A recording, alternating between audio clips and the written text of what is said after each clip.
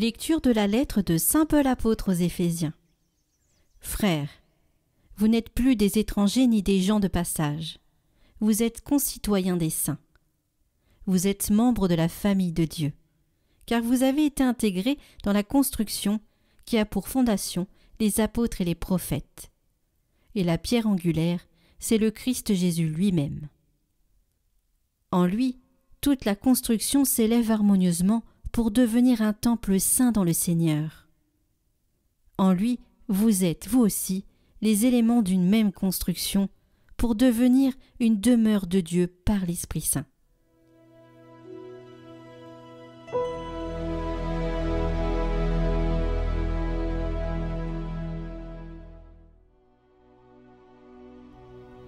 Par toute la terre s'en va leur message.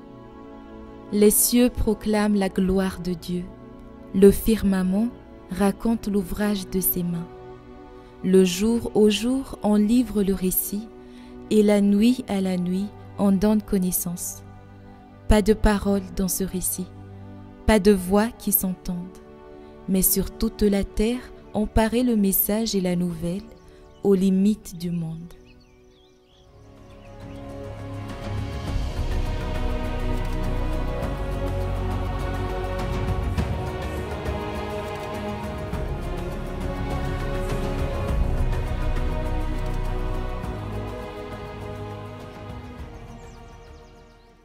Évangile de Jésus-Christ selon saint Luc.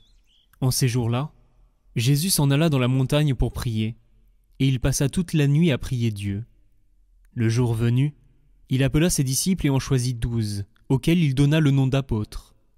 Simon, auquel il donna le nom de Pierre, André son frère, Jacques, Jean, Philippe, Barthélemy, Matthieu, Thomas, Jacques fils d'Alphée, Simon appelé le Zélote, Jude, fils de Jacques, et Judas Iscariote, qui devint un traître. Jésus descendit de la montagne avec eux, et s'arrêta sur un terrain plat. Il y avait là un grand nombre de ses disciples et une grande multitude de gens venus de toute la Judée, de Jérusalem et du littoral de Tyr et de Sidon. Ils étaient venus l'entendre, et se faire guérir de leur maladie. Ceux qui étaient tourmentés par des esprits impurs retrouvaient la santé. Et toute la foule cherchait à le toucher, parce qu'une force sortait de lui, et les guérissait tous.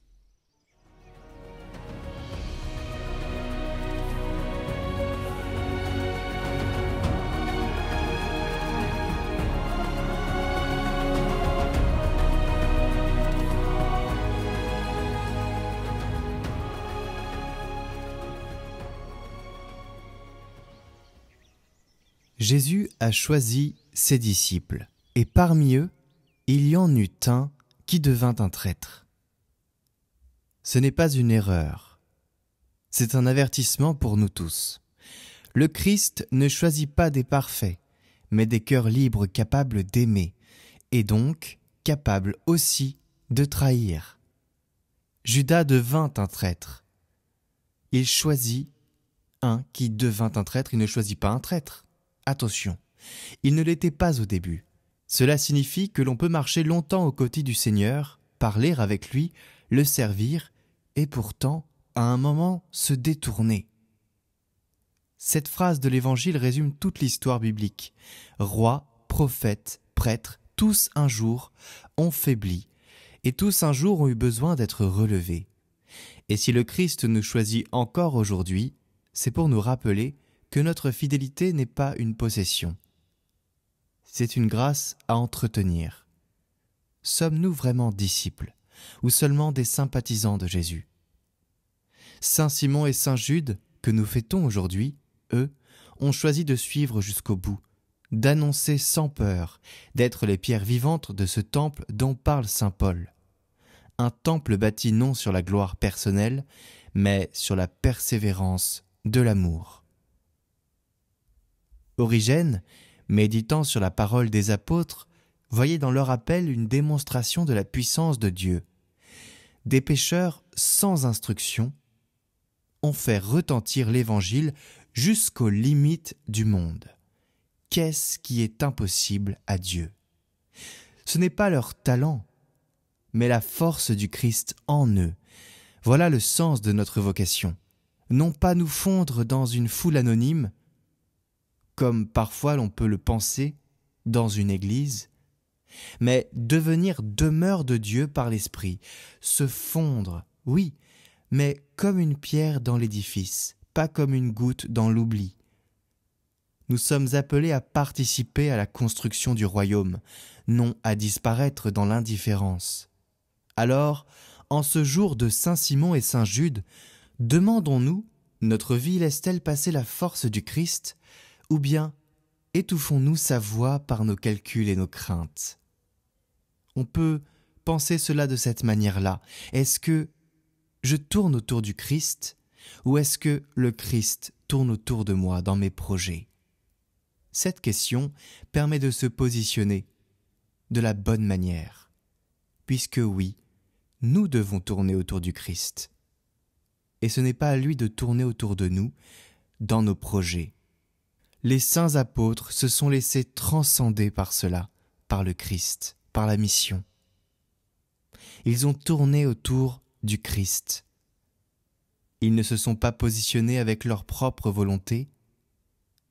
Ils ont laissé le Christ aplanir les chemins, et tout est arrivé pour la gloire de Dieu.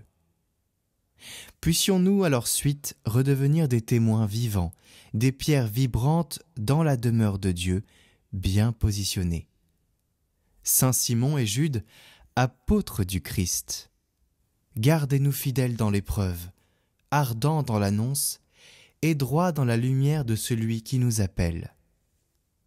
Saint Simon et Saint Jude, priez pour nous.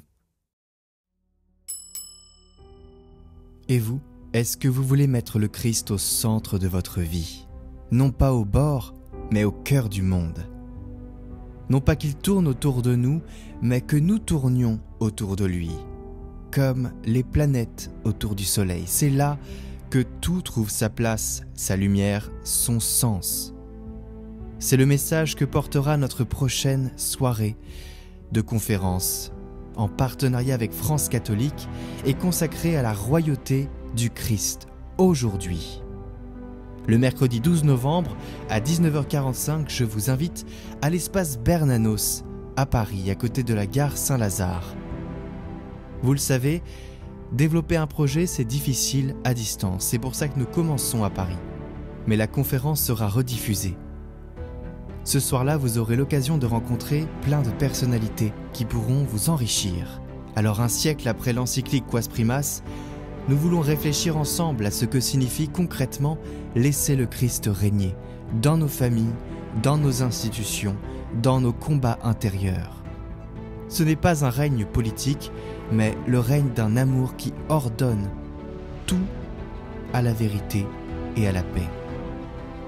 Cette conférence rassemblera donc des philosophes, des prêtres, des témoins, des créateurs, avec un format de conférence dynamique autour d'un cocktail dînatoire. Vous aurez aussi l'occasion de rencontrer une partie de l'équipe Catoglade. Alors n'hésitez pas à prendre vos places dès maintenant et à le partager autour de vous à vos amis qui sont sur Paris. Ce projet est un projet d'évangélisation. Merci de nous aider à le faire connaître. Je vous mets le lien en haut à droite et en description et en commentaire. Merci à vous pour votre aide, chers amis.